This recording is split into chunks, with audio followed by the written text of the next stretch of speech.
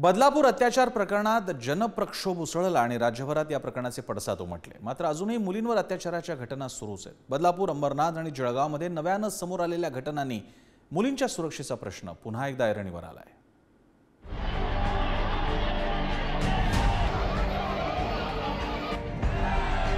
आरोपी ब्राह्मण है म्हणून आरएसएस त्याला पकडू देत नाही।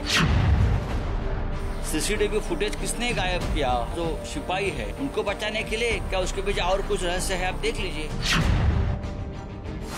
तब्बल 3 आठवडे उलटलेत बदलापुरातील माणुसकीला काळीमा फासणाऱ्या घटनेला। या घटनेमुळे बदलापूरसह महाराष्ट्रात संतापाची लाट उसळली। निरागस चिमुकल्या मुलींवर अत्याचार करणाऱ्या अक्षय शिंदे या नराधमाला पोलिसांनी तत्काळ बेड्या ठोकल्या। मात्र इतर आरोपी अजूनही पोलिसांच्या हाती लागलेले नाहीयेत। संस्थेचे अध्यक्ष उदय कोतवाल, सचिव तुषार आपटे, मुख्याध्यापिका अर्चना आठवले अशी त्या फरार आरोपींची नावं आहेत। पोलिसांच्या या अपयशाचं खापर सरकारवर फोडत विरोधक निशाणा साधतायत। सीसीटीवी फुटेज किसने गायब किया उस स्कूल से? ये संस्था के जो प्रमुख है उसने किया होगा ना। क्यों किया? क्या सिर्फ एक अपना जो सिपाही है, हाँ, उनको बचाने के लिए? क्या उसके पीछे और कुछ रहस्य है? आप देख लीजिए। सरकार पूर्णपणे वाचवते। दुर्दैवाने मी असं म्हणेन की जुन्या पद्धतीचा असणारा नियम बीजेपीच्या कालावधीमध्ये पुन्हा लागतोय।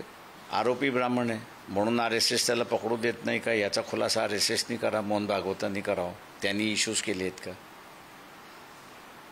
का एका बाजूला एकनाथ शिंदे म्हणतात की आम्ही अरेस्ट करणार आणि दुसऱ्या बाजूला आरएसएसचा दबाव आहे का त्यांना पकडू नका म्हणून, याचा खुलासा मोहन भागवतांनी करावा।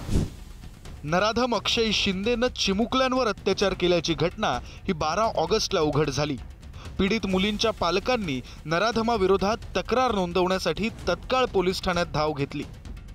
संतापातही संयम बाळगून कायद्यावरील विश्वासापोटी आलेल्या या पालकांकडे वर्दीतल्यांनी जाणीवपूर्वक दुर्लक्ष केलं। 1-2 नव्हे तर तब्बल 12 तास त्यांना ताटकळत ठेवलं। हवालदिल झालेल्या या पालकांना दिलासा मिळण्याऐवजी सुरुवातीला निराशाच पदरी पडली। 3 आरोपींना अटक करण्यात होत असलेल्या दिरंगाईमुळे पुन्हा पोलिसांसह सरकारकडे शंकेची सुई वळते। अगदी न्यायालयानं सुद्धा पोलिसांची या दिरंगाईवरून कान उघडणी केली आहे। बदलापुरातील घटनेनंतर उसळलेल्या संतापावरून राजकारण रंगतंय। घटनेनंतर झालेला संतापाचा उद्रेक हा पूर्वनियोजित असल्याचा आरोप सत्तेतील करतायत, तर तो कट नसून जनभावना असल्याचं विरोधक म्हणतायत। असं की बदलापूर तिथे त्या 2 शिवरायांचा अत्याचार केला। नागरिकांना कळल्याच्यानंतर त्याची प्रतिक्रिया सामान्य नागरिकांच्यात होणं साहजिकच आहे। त्यासाठी त्या ठिकाणी हजारो लोक जमले। सरकारकडून काय सांगण्यात आलं?